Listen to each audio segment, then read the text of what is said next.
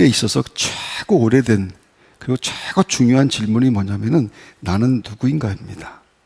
나는 누구인가라고 하는 것을 생각하지 않으면 그건 사람이라고 할 수가 없는 거예요. 난 누구지? 어디로 왔지? 그리고 어디로 가는 거지? 뭘 해야 되는 존재이지? 이걸 생각하지 않고 사는 것은 그건 사람의 삶이라고 할 수가 없는 것이죠. 근데 그걸 알 수 있는 사람은 없어요. 뭐냐면 내가 누구인지를 내가 어떻게 압니까? 나는 내가 스스로 존재하는 자다. 그게 아니잖아. 나는 누군가가 나를 만든 거예요. 우리는 성경을 통해서 하나님을 알았고 하나님의 말씀을 통해서 내가 누구인가를 알게 된 존재예요. 그때부터 나는 내 생각을 믿거나 내 경험과 지식 이런 것들을 믿지 않고 나는 하나님의 말씀을 믿는다. 이렇게 고백하는 것이 예수 믿는 사람들이에요. 오늘 읽은 말씀의 1절부터 8절까지는 예수 그리스도가 어떤 분이신가 이거 얘기하고 있는 거예요. 그리고 9절과 10절 우리가 읽은 말씀은 그 예수를 믿는 하나님의 백성은 어떤 존재인가라고 하는 것을 말하죠. 결국 질문은 예수가 누구인가 그걸 얘기하고 있어요. 베드로는 예수님에 대해서 아주 독특한 표현을 하는데 뭐라고 얘기하냐면 보배로운 산돌이다 이렇게 얘기했는데 이게 4절의 말씀에 사람들에게는 버림바가 되었으나 하나님께는 택하심을 입은 보배로운 산돌 이렇게 예수님을 얘기합니다. 베드로가 예수님을 산돌이라고 부르는 것은 단순한 감성적인 비유가 아닙니다. 그분은 살아계신 분입니다.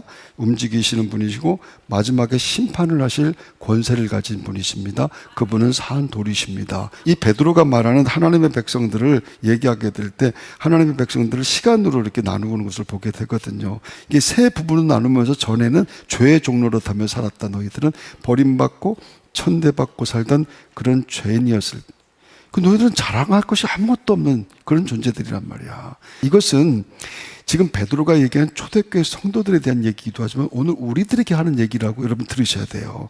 여러분 사람마다 다 지난 날들이 다 있지 않습니까? 여러분 왕년이 다 있지 않습니까? 그런 인생이 여기에도 수없이 많은데 베드로도 과거가 있었어요. 갈릴리 바다에서 그냥 고기 잡던 사람입니다. 잔뼈가 굵었고 거기서 먹고 살았죠. 예수님 따라다녔지만 성질도 부리고 장담도 앞섰고 막 앞서잖아요. 설레발치고 나서고 막 그러지 않습니까? 예수님 부인하는 것도 앞장섰습니다. 그게 베드로의 과거입니다. 전에는 얘기할 때 자기 전에를 자기 왕년을 얘기하는 거 아니겠습니까? 근데 중요한 것은 그 과거가 있었는데 너희들 지금 이제는 이렇게 얘기를 하는 거예요. 그게 10절에 있는 말씀이거든요. 이제는 뭐라고 얘기하냐 한번 따라하십시오. 이제는 하나님의 백성이요. 이렇게 얘기하고 있는 거예요. 하나님께서 우리를 갖다가 택하신 족속 왕같은 제사장 거룩한 백성 거룩한 나라 그의 소유가 된 백성 이렇게 만들어주신 이유는 아름다운 덕을 선전하게 하려 하심이라 이렇게 말씀하는 거예요. 그거 증거하라고 하나님께서 우리에게 베드로를 통해서 네가 누구인가를 가르쳐 주시는 줄로 믿습니다.